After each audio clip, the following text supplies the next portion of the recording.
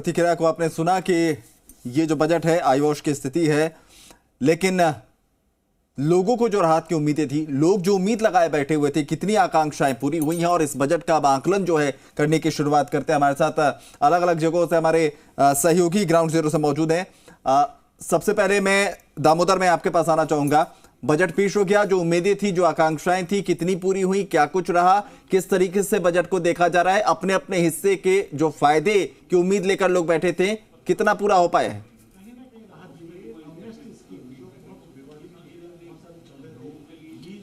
देखिए, आज मुख्यमंत्री ने अपना अंतिम यानी 5वां बजट राज्य का पेश किया है और इस बजट में सभी सेक्टर्स के लोगों के लिए खुलकर बजट दिया है। किस तरीके का रहा, लोगों की कितनी अपेक्षाओं पे खरा उतरा है, आज हम उद्यमी हैं, उनके साथ मौजूद हैं, उनसे पूछेंगे ये बजट उनकी अपेक्षाओं के अनुसार कितना खरा रहा है। कि क्या ये सर क्या कहोगे इस बजट को लेकर, कितना आपकी अपेक्षा के अनुसार ये खरा उतरा है और ये बजट राज्य के लिए कैसा बजट है, कितने नंबर दोगे इस बजट को? आज जो माननीय मुख्यमंत्री जी ने बजट पेश किया है, जिसका पहले से ही नारा था बचत, राहत और बढ़त, तो मैं ये समझता हूँ ये 3.25 घंटे का राहत देने वाला बजट है, जिसमें हर सेक्टर को कहीं ना कहीं राहत दी गई है। मैं व्यापार उद्योग की बात करूं तो व्यापार उद्योग में एक घोषणा 5 लाख नए उद्यमियों को, जो युवा है उनको इंडस्ट्री लगाने के लिए 5 लाख रुपए की सब्सिडी एक अच्छी सराहनीय कदम है। साथ ही हम अगर बात करें एमएसएमई के टावर, जो एक बहुत ही बढ़िया योजना सरकार लाने जा रही है। हर एक इंडस्ट्रियल एरिया में अगर टावर लगेंगे तो 100 200 उद्यमी उस जगह पर जाके अपना काम कर पाएंगे, तो उनको लैंड एंड बिल्डिंग की कॉस्ट अगर कम होगी तो उनकी प्रोडक्शन कॉस्ट कम होगी, तो ये एक अच्छा कदम है। साथ ही एक एमएनएसटी की योजना की बहुत टाइम से डिमांड थी राज्य में कि हर एक व्यापारी के साथ इस योजनाओं को लाभ मिले, तो सरकार ने इस बार इस घोषणा की है, ये भी स्वागत हुआ है। साथ ही साथ हम बात करें इससे रिब्स में कई चीज़ों को इसमें जोड़ने की ज़रूरत थी, हालांकि कुछ चीज़ें जोड़ी गई है, कुछ नहीं जोड़ी गई है, वो भी अच्छा है। साथ के साथ ट्रांसपोर्टरों को रिब्स में रियायत दी गई है, वो भी एक अच्छी कदम है। और साथ ही रिब्स के अंदर जो पुराने बीमार जो इंडस्ट्रियाँ हैं उनको जोड़ा गया है, जो एक बहुत ज़रूरी था, क्योंकि नई इंडस्ट्रियाँ जो लग रही है उनको तो इंटरेस्ट पे लॉस रिबेट मिल रही थी, उसी तरह की जो पुरानी लगी थी उनको नहीं मिल रही थी, तो बीमार होने बंद होने के कगार पे थी, उनको एक जीवनदान नया मिलेगा। इसके बाद देखिए, बिल्डर्स एसोसिएशन वाले भी हैं, उनसे भी बात कर लेते हैं। सर, डीएलसी में भी छूट दिए, क्या कहेंगे इस बार जो मुख्यमंत्री ने बजट दिया है उसमें?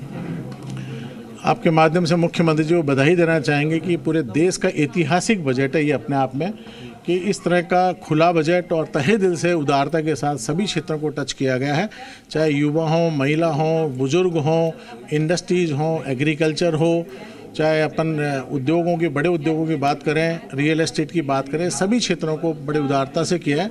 और जब सबको कुछ ना कुछ सौगात मिलती है तो निश्चित तौर से रियल एस्टेट को भी सपोर्ट पूरी तरह से मिलता है।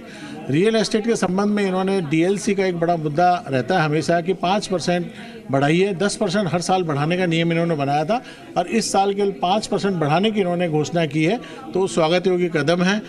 स्टैम्प ड्यूटी की कई चीज़ों में रियायतें दी गई हैं कि आज 50 लाख तक का कोई अगर मकान खरीदता है, जो एक आम आदमी की आवश्यकता होती है, उसमें 2% स्टैम्प ड्यूटी की रेट कम की गई है उनके लिए। बुजुर्गों के लिए अगर कोई स्टैम्प ड्यूटी का मामला आता है कि उनके पक्ष में कोई परिवारजन कोई हक त्याग करते हैं, उनके पक्ष में रजिस्ट्री कराते हैं परिवारजन, तो उसमें पूरी तरह से मुक्त किया गया है। इसी तरह से 70 साल से बड़े बुजुर्ग अगर अपने परिवारजनों के नाम में कोई हक त्याग करते हैं, रजिस्ट्रियाँ कराते हैं परिवार के पक्ष में, तो उसमें भी पूरी तरह से मुक्त किया गया है। इसी तरह पारिवारिक समझौते के मुद्दे आते हैं कि आपस में परिवार में बहुत झगड़े होते हैं, कुछ होता है, तो पारिवारिक समझौते के ऊपर स्टैम्प ड्यूटी पूरी तरह से मुक्त कर दी गई है। तो इस अमनेस्टी स्कीम एक बड़ी समस्या थी कि लोगों के बहुत सारे टैक्स के मुद्दे होते हैं, लीज मनी के मुद्दे होते हैं, स्टैम्प ड्यूटी के मुद्दे होते हैं, बहुत सालों से लंबित चल रहे हैं। तो वो स्कीम जो अमनेस्टी की थी उसको इन्होंने भारत सरकार, राज्य सरकार ने 31 सितंबर 2023 तक और बढ़ा दिया है। तो उससे ठीक है दामोदर, आपको रोकना चाहेंगे यहाँ पर, वापस लौटेंगे, समझने की कोशिश करेंगे क्या मिला क्या नहीं। लेकिन प्रताप सिंह खाचरियावास इस वक्त जो है अपनी बात रख रहे हैं, एक बार दर्शकों को सुनाते हैं क्या कुछ कह रहे हैं प्रताप सिंह खाचरियावास।